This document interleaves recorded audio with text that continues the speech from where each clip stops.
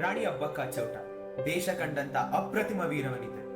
ಶಕ್ತಿಯಿಂದಷ್ಟೇ ಅಲ್ಲದೆ ಯುಕ್ತಿಯಿಂದಲೂ ರಾಜ್ಯವನ್ನು ಉಳಿಸಿಕೊಳ್ಳುವ ತಂತ್ರ ತಿಳಿದಿದ್ದ ಉಲ್ಲಾಳದ ಮಹಾಮಾತೆ. ಎಲ್ಲರಿಗೂ ನಮಸ್ಕಾರ. ನಾವು ದೃಶ್ಯ ಕಲಾತಂಡ. ನಮ್ಮ ಈ ಸ್ವತಂತ್ರ ಹಬ್ಬದಲ್ಲಿ ನಾವೊಬ್ಬರ ಹೆಸರನ್ನು ಕೊಂಡಾಡಬೇಕಿದೆ.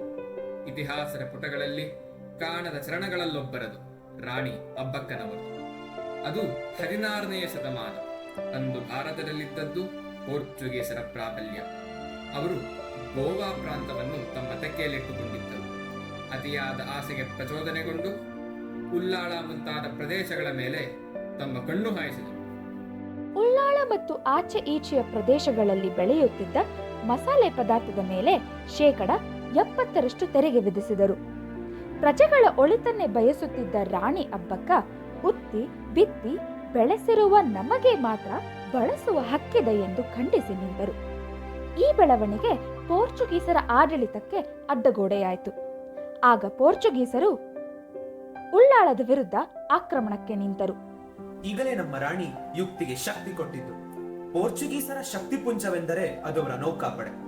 ಈ ವಿಷಯವನ್ನರಿತ ರಾಣಿ ಅಬ್ಬಕ್ಕ ಅವಳ ಎಲ್ಲಾ ಹೋರಾಟಗಳನ್ನು ನೌಕಾಪಡೆಯತ್ತ ಕೇಂದ್ರೀಕರಿಸಿದಳು. ಬೆಳದಿಂಗಳ ಹೊತ್ತಿನಲ್ಲಿ ವೈರಿಗಳ ಹಡಗುಗಳಿಗೆ ಸ್ವೇಚ್ಛೆಯ ಬೆಂಕಿಯನ್ನಿತ್ತಳು. ಆದರೆ ತದನಂತರ ದುರಾದೃಷ್ಟವಶಾತ್ ಅವಳು ವೈರಿಗಳಿಗೆ ಸೆರೆಯಾದಳು.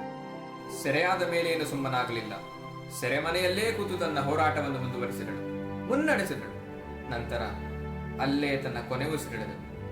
ಕಾಲಾನಂತರದಲ್ಲೂ ಇನ್ನಷ್ಟು ಹೋರಾಟಗಾರ್ತಿಯರಿಗೆ ಉಸಿರಾದಳು. ಸ್ತ್ರೀ ಕೇವಲ ಒಲೆಯ ಬೆಂಕಿಯನ್ನಷ್ಟೇ ಅಲ್ಲ, ಹೋರಾಟದ ಬೆಂಕಿಯನ್ನು ಆಡಿಸಬಲ್ಲಳು ಎಂದು ತೋರಿಸಿಕೊಟ್ಟ, ಅಲ್ಲದೆ ಪೋರ್ಚುಗೀಸರ ದಬ್ಬಾಳಿಕೆಯ ವಿರುದ್ಧ ಸೆಟೆದು ನಿಂತ ಮೊಟ್ಟ ಮೊದಲ ವೀರವನಿತೆ. ಎಚ್ಚರೆಯ ಕನ್ನಡತಿ ನಮ್ಮ ರಾಣಿ ಉಲ್ಲಾಳದ ದೇವಿ ಅಬ್ಬಕ್ಕ ಚೌಟ.